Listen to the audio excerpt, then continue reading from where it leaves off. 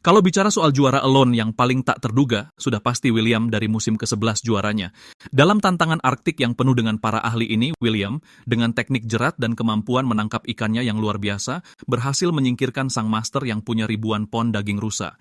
Karena itu, ia dijuluki abang penjerat ayam oleh netizen. Bahkan di tengah salju dan es, pasokan protein berkualitasnya tidak pernah putus. Bagaimana sebenarnya dia melakukannya? Mari kita ikuti perjalanan William menuju kemenangan dalam satu tayangan. Waktu menunjukkan hari pertama. William pertama kali muncul di depan kamera. Dia adalah kontestan kedua yang tampil di musim ini. Hal pertama yang dilakukannya setelah mendarat adalah segera memasang jaring ikannya, memanfaatkan sumber daya ikan yang melimpah di awal untuk mendapatkan keuntungan. William berasal dari Labrador, Kanada. Dia besar di sebuah kota kecil terpencil di pesisir pantai. Lingkungan hidup yang sulit membuatnya melatih keterampilan bertahan hidup sejak kecil. Keterampilan praktisnya bisa dibilang sudah maksimal. Saat ini, dia adalah seorang nelayan dengan 30 tahun pengalaman. Menangkap ikan dan udang adalah hal yang sangat mudah baginya. Karena tidak pandai berburu, dia juga satu-satunya dari 10 kontestan yang tidak membawa busur dan panah. Dia mengikuti tantangan ini demi hadiah utama $500.000. Uang itu bisa membuatnya membawa keluarganya pindah ke komunitas pesisir dan menjalani kehidupan pedesaan yang santai dan nyaman. Setelah memasang jaring, William mencari lokasi yang bagus. Dia mulai membangun tempat perlindungan tanpa henti. Di tempat liar seperti ini, tempat perlindungan yang hangat dan kokoh adalah kunci untuk bertahan hidup. Mungkin karena usianya sudah tidak muda lagi, baru menebang beberapa pohon saja staminanya sudah terasa terkuras. Dia terpaksa berhenti untuk beristirahat sejenak, sekalian mampir untuk memeriksa jaring ikannya. Begitu tiba di tepi sungai, dia melihat seekor ikan pike di dalam jaring. Ukurannya pun tidak kecil. Dia sangat gembira sampai tidak bisa menahan diri. Tenggelam dalam kegembiraan akan segera berpesta makan. Tepat pada saat itu, ikan itu tiba-tiba jatuh kembali ke air dan kabur. William terpaku di tempat, otaknya kosong selama 2 detik. Perubahan mendadak ini membuatnya tidak tahu harus berkata apa. Suasana hatinya langsung jatuh dari puncak ke dasar jurang. Waktu menunjukkan hari ketiga. William masih dibayangi oleh kehilangan ikannya. Tanpa asupan lemak, energi tubuhnya menurun dengan cepat. Cara terbaik adalah memetik buah beri untuk menambah karbohidrat. Yang mengejutkan, jumlahnya terlalu sedikit. Dalam prosesnya, dia menemukan jejak yang dibuat oleh kelinci. Di semak-semak juga ada kotoran yang mereka tinggalkan. Sebagai seorang pemburu berpengalaman, William tentu tidak akan melewatkan kesempatan sebaik ini. Dia segera memasang perangkap jerat di jalur yang biasa dilewati, berharap akan mendapatkan sesuatu. Setelah selesai, dia datang ke sebuah area rawa. Pandangannya langsung tertarik pada sungai kecil di depannya. Airnya tidak hanya dangkal, tetapi juga ada banyak ikan kecil yang berenang. Tanpa basa-basi, William mengambil sebatang kayu dan mulai memukul ke dalam sungai. Dengan beberapa pukulan keras, gelombang kejut yang dihasilkan membuat ikan-ikan kecil itu pingsan. Melihat ada hasil, dia melanjutkan usahanya. Setelah serangkaian gempuran membabi buta, dia berhasil menangkap 5 ekor ikan kecil dari sungai secara bertahap. Setelah kembali ke camp, dia akan menusuknya untuk dipanggang. Pasti akan memiliki cita rasa yang istimewa. Seiring berjalannya hari, waktu menunjukkan hari ke-7. William akhirnya mendapatkan momen puncaknya. Pagi-pagi sekali dia berhasil memancing seekor ikan. Kemudian dia pergi memeriksa perangkap jeratnya. Tak disangka dia mendapatkan seekor kelinci salju. Setelah kelaparan selama berhari-hari, ini membuatnya merasa semuanya agak tidak nyata. Ini juga membebaskan William dari krisis makanan. Mengingat dia tidak bisa menghabiskannya dalam sekali makan, dia bersiap untuk menyimpan daging kelinci itu. Suhu saat ini belum turun di bawah 0 derajat. Dia memilih lokasi di tepi sungai di mana udara dingin berkumpul. Setelah menggali lubang, dia melapisinya dengan kulit semak, lalu menambahkan ranting dan batu untuk menutupinya. Kemudian memasukkan kelinci ke dalam dan menutup lubang tersebut. Operasi yang tampaknya sempurna ini sama sekali tidak berguna bagi hewan lain yang mencari makanan. Waktu menunjukkan hari ke-8. Setelah 2,5 hari bekerja keras, tempat perlindungannya akhirnya selesai dibangun. Meskipun ruang dalamnya kecil, ini lebih baik untuk menahan panas saat musim dingin tiba. Setelah itu, William pergi ke tepi sungai. Dia menggunakan ujung celananya sebagai wadah untuk mengumpulkan segumpal lumpur, sebagai beton untuk membangun perapian. Pertama, dia membangun kerangka tungku dengan batu. Kemudian mencampur lumpur dengan rumput kering secara merata, dengan hati-hati mengisi celah di antara bebatuan. Cara ini tidak hanya mencegah api menyebar, tetapi juga memiliki efek retensi panas yang sangat baik. Setelah selesai, dia berjalan keluar. Kebetulan seekor grouse mendarat tidak jauh dari kampnya. Mengingat William tidak membawa busur dan panah, tepat saat orang-orang mengira dia akan menyerah untuk berburu. Terlihat dia mencari sebatang kayu yang cukup panjang, membuat lingkaran dari kawat dan mengikatnya di ujung. Sebuah alat jerat yang hebat pun tercipta, lalu dia berjinjit menuju ke lokasi grouse. Tindakan ini kelihatannya agak konyol. Siapa sangka grouse di sini juga tidak berdaya. Bahkan saat William mendekat, mereka tidak terbang. Dia pun dengan santai mengikutinya dari belakang mencari kesempatan. Hingga mangsanya hinggap di dahan pohon, William menempatkan jeratnya tepat di depan grouse. Saat lehernya masuk ke dalam lingkaran, dia menariknya dengan kencang. Tak peduli bagaimana meronta, sudah tidak ada harapan. Melihat grouse yang gemuk, hati William berbunga-bunga. Daging ikan yang ditangkap sebelumnya belum habis dimakan. Dia juga tidak berencana untuk menyantapnya sekarang. Jadi dia mencari lubang terdekat dan melemparkan grouse itu ke dalamnya. Lalu menutup lubang itu dengan batu, dia terus melanjutkan pencarian di sekitar area. Tak lama kemudian, dia berhasil mendapatkan grouse kedua. Harus diakui, keahliannya ini benar-benar hebat. Hanya dalam beberapa hari pertama, dia sudah mendapatkan 3 jenis bahan makanan dari darat, laut, dan udara. Waktu menunjukkan hari ke-11, dengan persediaan makanan yang cukup, William pun bersantai dan mulai berjemur, berbaring telanjang di puncak gunung, memberikan kenikmatan tersendiri. Selama tetap kering, dia tidak perlu khawatir tentang penyakit kulit. Selanjutnya, dia pergi ke tempat penyimpanan untuk mengambil grouse sebagai makan siang. Sesampainya di sana, dia hanya melihat bulu ayam berserakan.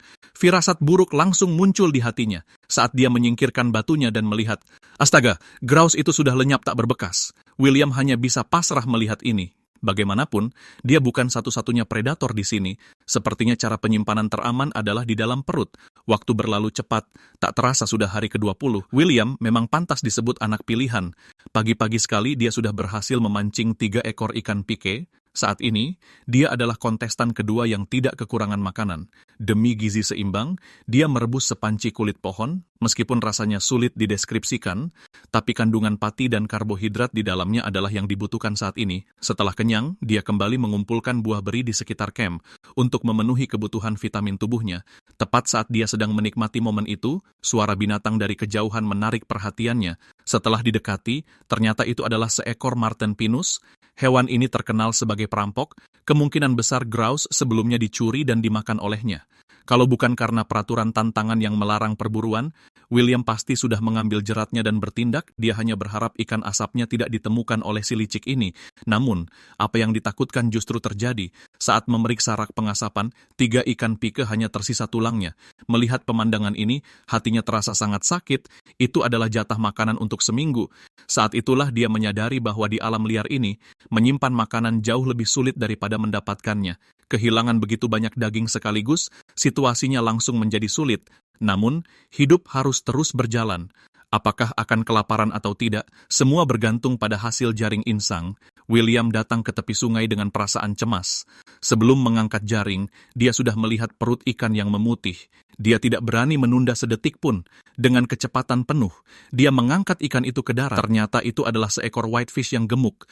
William yang gembira berseru bahwa selalu ada jalan keluar. Dia langsung membersihkan ikan itu di tempat, memotongnya menjadi 2 bagian dan memasukkannya ke dalam kantong. Setelah disegel, diikatkan pada sebatang kayu, akhirnya digantung di dahan pohon dekat sungai, berharap si marten pinus tahu diri. Jika tidak, jangan salahkan pemburu karena tidak berbelas kasihan. Waktu menunjukkan hari ke-23 untuk menambah asupan karbohidrat dan vitamin, William sedang memetik buah beri di gunung. Di tengah jalan, dia menemukan sebuah botol plastik. Baginya, ini adalah barang yang bagus. Seiring cuaca yang semakin dingin, botol plastik menjadi alat yang sangat berguna untuk buang air kecil di malam hari. Melanjutkan perjalanan, dia tiba di tepi sungai tempat jaring ikan dipasang. Saat dilihat lebih dekat, isinya kosong melompong. William pergi ke tempat penyimpanan daging ikan. Kabar baiknya adalah semuanya masih utuh. Kalau tidak, hari ini dia akan kelaparan. Dalam perjalanan pulang, William menemukan jejak binatang. Dia segera memasang beberapa perangkap jerat di dekatnya, berharap bisa menangkap 1 atau 2 kelinci untuk memperbaiki menu makan. Kembali ke camp, dia memasukkan daging ikan ke dalam panci untuk direbus. Akhirnya dia memakan habis semuanya, termasuk kuah dan ampasnya. Sejak saat itu, dia resmi memasuki masa krisis pangan. Waktu menunjukkan hari ke-26, William sedang sibuk menyempurnakan tempat perlindungannya. Dia sudah kehabisan makanan selama 3 hari. Selama itu, dia bertahan hidup hanya dengan memakan buah beri. Untuk mendapatkan protein, dia membuat umpan buatan lur. Lalu dengan penuh harap dia datang ke tepi sungai untuk mengujinya. Tak disangka, hasilnya sangat bagus. Tak lama setelah dilempar, ada ikan yang menyambar kailnya. Sayangnya William menarik pancingnya terlalu cepat. Ketika ikan pike kedua tanpa ragu menyambar kailnya, dia bergegas menarik pancing dan mengangkatnya ke darat. Setelah membersihkannya, dia memasukkannya ke dalam kantong dan menggantungnya di tempat penyimpanan yang lama. Begitulah, waktu berlalu hingga hari ke-28, William yang bangun pagi sedang menikmati pemandangan di puncak bukit. Tapi seindah apapun itu, tak bisa mengisi perutnya. Jadi dia pergi memeriksa perangkap jerat yang dipasangnya kemarin lusa. Dan begitu tiba di lokasi pertama, dia terkejut menemukan seekor kelinci salju terperangkap di dalamnya. William sangat gembira sampai lupa diri. Dengan ini, dia bisa bertahan beberapa hari lagi. Setelah memasang kembali perangkapnya, dia kembali ke camp. Dia memasukkan kelinci ke dalam panci dan merebusnya dengan api besar. Setengah jam kemudian, daging kelinci yang lezat pun matang. Tanpa sabar dia mengambil paha kelinci dan langsung menggigitnya, sambil berseru bahwa rasanya benar-benar luar biasa. Kemudian dia juga melahap habis kepala kelinci itu. Setelah makan dengan sangat puas, dia menyimpan sisa daging kelinci di dalam gua, berencana makan ikan besok dan kelinci lusa. Tanpa disadari, seekor cerpelai pinus sudah mengincar lokasi strategis ini. Waktu berlalu hingga hari ke-31, dingin yang menusuk selama berhari-hari membuat William enggan bangun dari tempat tidur, meringkuk di dalam kantong tidurnya. Dia merasa sangat nyaman. Sejak kompetisi dimulai, berat badannya telah turun 18 kilo, didorong oleh rasa lapar, dia mendatangi tempat penyimpanan ikannya, bersiap untuk memulai waktu makannya yang lezat hari ini. Namun saat tiba di sana, pemandangan di depannya membuatnya terkejut. Dia melihat seekor cerpelai pinus sedang menggerogoti kantongnya tanpa takut. Sayangnya, hewan ini adalah hewan yang dilindungi di daerah itu. Tidak bisa dipukul, dimarahi pun tidak akan mengerti. William hanya bisa mengusirnya. Untungnya, kantongnya cukup kuat dan tidak berhasil disobek oleh cerpelai itu. Dia membawa daging ikan itu kembali ke camp, menyiapkan panci, menyalakan api, dan mulai memasak. Sepertinya dia harus memikirkan cara baru untuk menyimpan makanan. Waktu berlalu hingga hari ke-35, badai salju besar menyapu seluruh area kompetisi. Hanya dalam beberapa jam, salju tebal telah menutupi daratan. Dunia yang berselimut salju putih tampak tenang dan indah, tapi sebenarnya menyembunyikan bahaya. Namun, William justru sangat senang dengan datangnya salju lebat ini, karena ini menyelesaikan masalah air minumnya, menghemat tenaga untuk bolak-balik dan menghindari bahaya saat mengambil air. Tugas utamanya setiap hari adalah pergi ke tepi sungai untuk memeriksa perangkap. Benar-benar pria yang diberkati oleh Dewi Keberuntungan. Terlihat perangkapnya berhasil menangkap seekor berang-berang, meskipun ukurannya tidak besar, tapi kaya akan lemak. Di alam liar yang bersalju, ini adalah makanan yang sangat berharga. William dengan terampil mengolah berang-berang itu, membungkus dagingnya dengan kulitnya sendiri. Seperti biasa, dia memasukkannya ke dalam gua dan menutupinya dengan batu besar. Berpikir cara ini sudah cukup aman. Sepertinya dia masih belum belajar dari pengalaman kehilangan makanan sebelumnya. Setelah semuanya beres, William menyalakan api untuk merebus daging. Aroma daging yang kaya menyebar di sekitar camp. Dia tak sabar merobek sepotong dan memasukkannya ke mulut. Saat dikunyah, rasanya langsung menaklukkan seluruh indera perasanya. Dagingnya pas, berlemak, gurih, dan tidak bikin enek. Waktu berlalu hingga hari ke-43, William membawa pancinya ke ruang penyimpanan, mengambil satu cakar berang-berang yang gemuk, berniat untuk memasak makan siang yang mewah untuk dirinya sendiri. Agar tidak ada yang terbuang, dia memasukkan kulit dan dagingnya ke dalam panci. Tak lama, aroma daging yang kaya mulai menyebar. Setelah benar-benar matang, dia mencicipinya. Penuh dengan kolagen, empuk dan lezat. Setelah makan dan minum sampai kenyang, dia kembali ke camp dengan puas. Waktu berlalu hingga hari ke-45. Tanpa ada buruan besar sebagai cadangan makanan, William setiap hari harus berusaha mencari makanan. Hal pertama yang dia lakukan setelah bangun adalah memeriksa perangkap di sekitar. Ini akan menentukan apakah dia akan kelaparan dalam beberapa hari ke depan. Hasilnya, setelah diperiksa, semua perangkapnya kosong. Dengan pasrah, dia pergi ke ruang penyimpanan dagingnya, berniat mengambil daging berang-berang untuk mengganjal perut. Hasilnya, setelah diobrak-abrik, dia tidak menemukan sepotong pun protein, padahal seharusnya masih ada lebih dari setengah cadangan. Tak perlu pikir panjang, pasti sudah dicuri oleh hewan lain. Memikirkan bahwa dia akan segera kehabisan makanan, senyum di wajah William seketika menghilang. Waktu berlalu hingga hari ke-46, masih diselimuti kesedihan karena daging berang-berangnya dicuri, tapi marah ya marah, hidup harus terus berjalan. Kini permukaan sungai sudah membeku, ketebalannya belum cukup untuk menahan berat badan William. Namun, itu bukan masalah baginya. Dia membongkar rumah pengasapan yang dibuatnya sebelumnya. Menggunakan kayu-kayunya untuk membuat sebuah tangga, ini bisa menyebarkan berat badan secara efektif dan mengurangi risiko es pecah saat William bersiap menguji kekuatan tangganya. Seekor burung grouse terbang melintas di depannya, hinggap di dahan pohon yang tidak jauh. Ini jelas-jelas protein yang datang dengan sendirinya. Mana mungkin seorang William akan melepaskannya? Membawa jeratnya, dia mengendap-endap ke belakang burung grouse itu. Saat lawannya lengah, dia dengan cepat mengencangkan jeratnya. Detik berikutnya, dia mendapatkan seekor burung grouse besar yang gemuk. Membuat William, yang murung karena makanannya dicuri berhari-hari, akhirnya merasa sedikit lebih baik. Waktu berlalu cepat, kini sudah hari ke-57. William masih mempertahankan ritmenya sendiri. Dia baru bangun perlahan lewat jam 10 pagi. Beberapa hari ini dia terus bersiap untuk memancing di es. Melihat ketebalan es sudah mencapai standar untuk memancing, dia langsung membawa peralatannya ke permukaan sungai. Dengan kapak, dia memperlebar lubang yang dibuat sebelumnya. Lalu menancapkan sebatang ranting di samping lubang es. Tali pancing dililitkan di atasnya. Begitu ada yang memakan umpan, tali pancing akan menarik ranting itu. Dengan begitu, dia bisa langsung tahu jika ada pergerakan. Setelah semuanya siap, William kembali ke camp. Dia memasak grouse yang ditangkap pada hari ke-46. Itu adalah satu-satunya cadangan makanannya saat ini. Jika memancing di es tidak membuahkan hasil, yang menantinya adalah hari-hari sulit kelaparan selama 3 hari. Sambil menikmati daging ayam, William tak lupa memeriksa permukaan es. Saat sedang asyik makan, ranting itu tiba-tiba bergerak. Seketika William bersemangat. Dia menyambar kamera dan berlari kencang ke arah sungai. Saat ditarik, ternyata itu seekor ikan pike seberat 10 kg. Wah, katanya, ini adalah ikan terbesar yang pernah ditangkapnya. Pemandangan ini hanya bisa diungkapkan dengan "Oh my God" untuk meluapkan kegembiraannya. Dia langsung membersihkan ikan itu di tempat. Tak disangka, di dalam perut ikan itu ada telurnya. Untuk menghindari dirampok lagi oleh Pine Marten, William mendapat ide cemerlang mengikat daging ikan di tali dan memasukkannya kembali ke air sungai yang dingin untuk disimpan. Dengan cara ini bisa mencegah daging ikan membusuk dan juga efektif mencegahnya dicuri oleh hewan lain. Waktu menunjukkan hari ke-59. Tantangan bertahan hidup selama hampir 2 bulan, meninggalkan jejak yang jelas di tubuh William. Rambutnya menipis dan memutih. Namun dia masih penuh harapan untuk kelangsungan hidup selanjutnya. Dengan penuh harap dia pergi ke sungai untuk memeriksa kailnya. Namun hasilnya nihil. William tidak patah semangat, tetapi langsung menyesuaikan strateginya. Untuk meningkatkan tingkat keberhasilan memancing, dia memasang beberapa kail lagi di permukaan sungai untuk memperluas jangkauan penangkapan semaksimal mungkin. Tetapi penyimpanan makanan masih menjadi masalah bagi William. Setelah berpikir panjang, dia memutuskan untuk memanfaatkan keunggulan alam.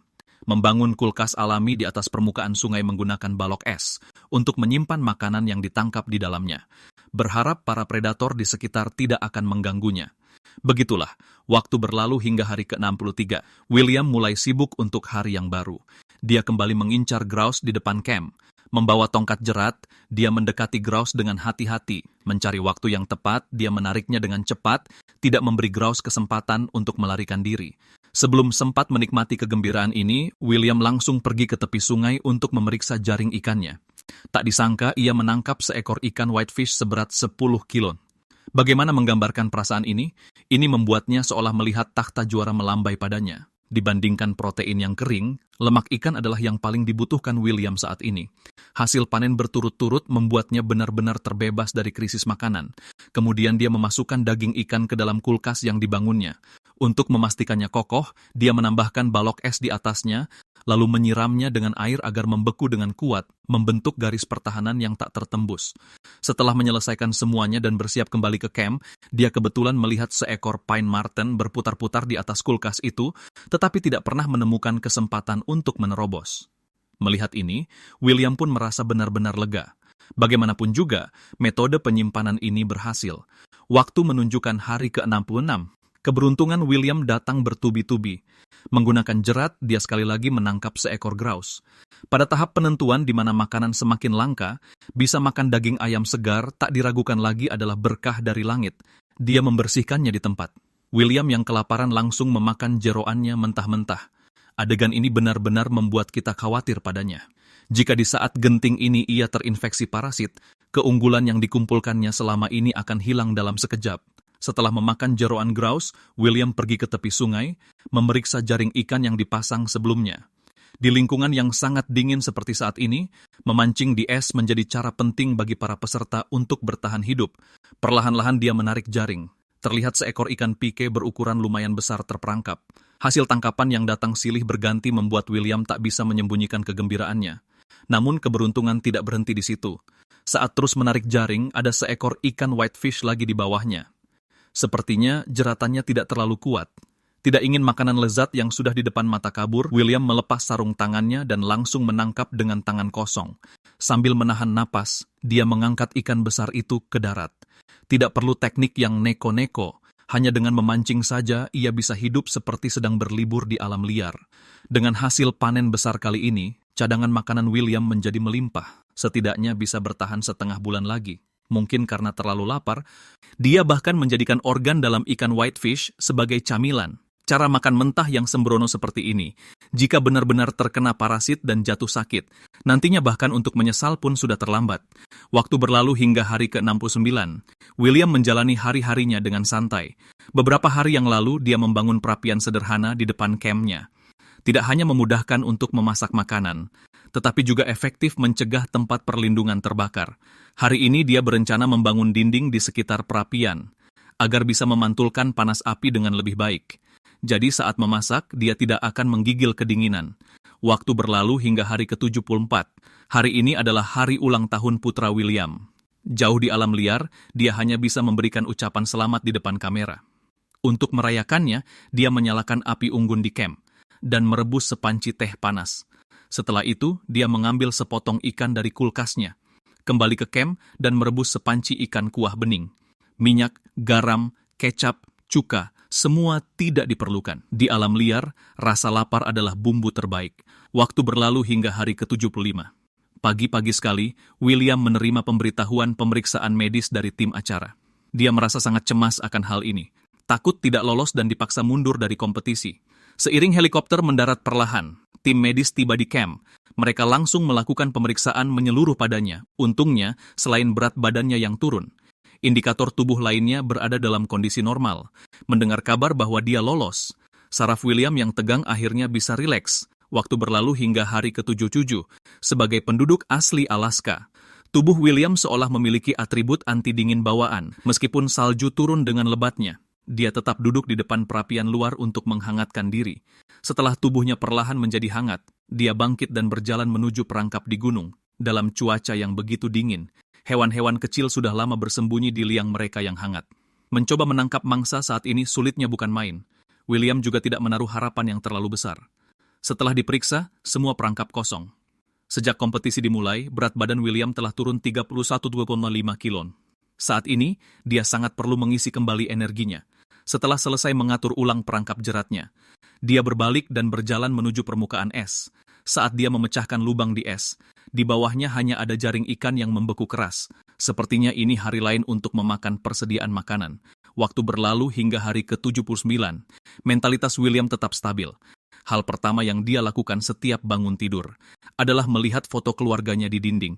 Berbeda dengan peserta lain, dia menggunakan foto itu untuk menyemangati dirinya sendiri. Selanjutnya, seperti biasa, dia pergi ke puncak gunung untuk memeriksa perangkapnya. Setibanya di sana, astaga, di dalamnya tergeletak seekor kelinci salju. Bagi William yang persediaan makanannya menipis, ini bagaikan anugerah. Kembali ke camp, dia membersihkan kelinci itu. Dia memotong setengahnya dan memasukkannya ke dalam panci untuk direbus. Setelah matang sempurna, dia mengambil sepotong dan mencicipinya. Seiring energi menyebar ke seluruh tubuhnya, semangatnya pun ikut meningkat. Begitulah, waktu berlalu hingga hari ke-84. Di arena, hanya tersisa William seorang diri, dan dia sama sekali tidak tahu bahwa dia telah menjadi juara. Pagi-pagi sekali dia menerima pemberitahuan pemeriksaan medis dari tim acara. Agar bisa lolos dengan lancar, dia mengeluarkan sepotong besar ikan dan merebusnya di panci. Tidak disangka dia masih punya persediaan. Sepertinya perencanaan makanannya dilakukan dengan sangat baik. Setelah matang sempurna, William melahapnya dengan rakus. Pada saat yang sama, tim medis pun tiba sesuai jadwal. Kemudian mereka memulai serangkaian pemeriksaan. Yang mengejutkan, berat badannya turun 33,75 kilo. Untungnya, indikator lainnya tidak ada masalah besar. Menghadapi wawancara dari kru, William terus terang mengatakan semuanya terasa baik-baik saja. Jika tidak dipaksa mundur, dia setidaknya bisa bertahan 1 bulan lagi. Tepat pada saat itu, istrinya diam-diam datang dari belakang dan dengan lembut menepuk bahunya. Saat melihat istrinya, William langsung memeluknya erat. Pasangan suami istri itu berpelukan sambil menangis. Dia juga tidak menyangka bahwa dia benar-benar berhasil. Setelah itu, William mengajak istrinya berkeliling tempat perlindungannya, menceritakan semua hal yang terjadi di sana. Meskipun garis wajahnya menjadi semakin tajam, dan tangannya penuh dengan luka pecah-pecah akibat radang dingin. Tatapan mata William justru lebih teguh daripada saat dia datang. Sebenarnya, pada awalnya dia tidak diunggulkan, namun pada akhirnya, dengan mental yang kuat dan keterampilan bertahan hidup yang luar biasa, dia berhasil bertahan sampai akhir. Dia juga mengerti bahwa kemenangan sejati bukanlah tentang mengalahkan orang lain di arena kompetisi, melainkan tentang mengalahkan diri sendiri yang berkali-kali ingin menyerah dalam situasi sulit. Akhirnya mengemasi barang-barangnya dan naik helikopter tim acara bersama istrinya. Dengan ini, musim ke-11 Alone berakhir dengan sempurna.